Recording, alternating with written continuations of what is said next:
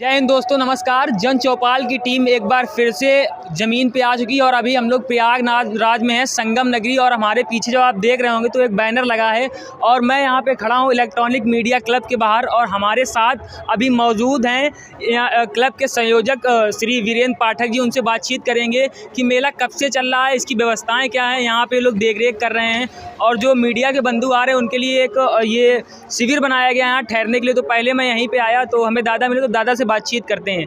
दादा, मेले का आयोजन कब हुआ था? मेले का आयोजन तो बहुत पहले हुआ था जी, लेकिन ये माघ मास में होता है जी, कहा जाता है। माघ मकर रवि गज होई तीरथ पते आप सब कोई। तो माघ मास जब लगता है जी, हिंदी का तो यहाँ पे ये मेला लगता है। ये सनातन धर्मियों का सबसे बड़ा मेला है, 1 मास तक चलता है। 1 मास तक चलता है। तो अभी जब आपने इसका आयोजन करवाया मेले का, तो इसमें हर जगह शिविर लगवाए, पत्रकार बंधुओं के लिए शिविर लगाया गया है।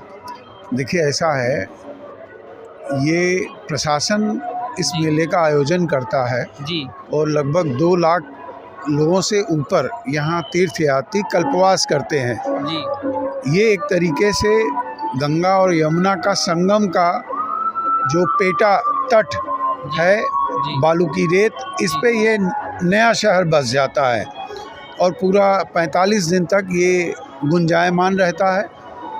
चूँकि यहाँ पे सनातन धर्मियों का 2 लाख लोगों का यहाँ रहना होता है। प्रमुख तीर्थ पर्व होते हैं जिसमें करोड़ों लोग स्नान करते हैं। जी, तो अब ऐसे में कवरेज की व्यवस्था होती है। जी, तो यहाँ इलेक्ट्रॉनिक मीडिया का प्रयागराज में एक मजबूत संगठन है जिसका नाम इलेक्ट्रॉनिक मीडिया क्लब है। जी, तो हम लोग अपने सदस्यों के लिए कि अगर वो कवरेज कर रहे हैं, कवरेज करने के दौरान थकते हैं तो यहाँ आके आराम करते हैं, अपनी उपकरणों की सुरक्षा करते हैं, चार्ज करते हैं और फिर वो मेला कवरेज में चले जाते हैं। अच्छा, तो एक तरीके से इलेक्ट्रॉनिक मीडिया से जुड़े लोगों के लिए एक हमारे क्लब की शिविर है जहां हम सब कवर भी करते हैं और इसका उपयोग भी करते हैं। दादा, ये जो माघ मेला लगता है तो ये जो साल में लगता है या फिर हर 6 साल में आता है?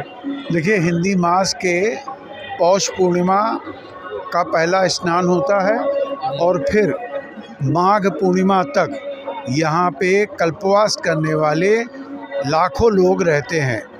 और कल्पवास एक प्रक्रिया है आध्यात्मिक, जिसमें ज़मीन पर सोना, एक समय खाना, गंगा स्नान करना, गंगा जल पीना और भजन कीर्तन करना, ये कल्पवास होता है। तो मुख्य यहाँ कल्पवास होता है। पौष पूर्णिमा, मकर संक्रांति, मौनी अमावस्या, बसंत पंचमी और फिर माघ पूर्णिमा, ये और तत्पश्चात शिवरात्रि, ये प्रमुख स्नान पर्व होते हैं जिसमें ऐसा माना जाता है कि गंगा यमुना का जो जल होता है वो अमृत की तरीके हो जाता है। तो लोग यहाँ स्नान करते हैं, अपने मोक्ष की कामना करते हैं, क्योंकि सनातन धर्म में मोक्ष की प्रमुखता है और यह स्थान विष्णु का क्षेत्र है।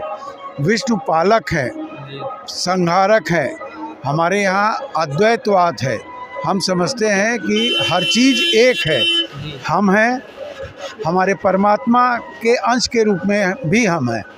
तो आत्मा का परमात्मा में जो विलय होता है वो इसी प्रयाग क्षेत्र में होता है, इसीलिए इसको प्रयागराज तीर्थों का राजा कहते हैं। यहीं इसी स्थान पे अक्षयवट है, यहीं पर वेणी माधव का स्थान है। प्रलय काल में भी सब डूब जाता है, खत्म हो जाता है, लेकिन बाल्य रूप में यहाँ विष्णु अक्षयवट में विराजते हैं। श्रेष्ठ का उदय भी यही स्थान माना जाता है, ब्रह्मा की वेदी भी यही माना गया है और 12 माधव द्वारा रक्षित स्थान भी यही है। कौन कौन से मुख्य मंदिर होंगे जो आपने स्थान बताए अभी? देखिए, मंदिर की यहाँ कल्पना नहीं है, यहाँ जल तीर्थ है। जो तीर्थ मतलब जहाँ तर जाए, मुक्ति मिल जाए, किससे? जीवन मरण के चक्र से, लोभ माया मोह जो बंधन है उससे जो मुक्ति मिल जाए उसे तर जाना कहते हैं, तीर्थ हो जाना कहते हैं। तो यहाँ जल ही तीर्थ है और जल की रक्षा करने वाले जो लोग हैं वो 12 माधव हैं। अब जो आप ऐसे जाएंगे संगम, जहाँ गंगा और यमुना मिलते हैं जी, वो संगम क्षेत्र जो है इसको कहते हैं वेणी माधव का क्षेत्र। 20 धनुष इसका शास्त्रों में विस्तार बताया गया है।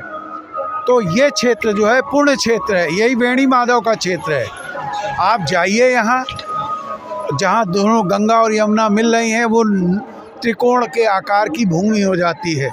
वहाँ जाइए और बैठ जाइए, पहले मौन हो जाइए जी, और इसके पश्चात आंख बंद कर लीजिए।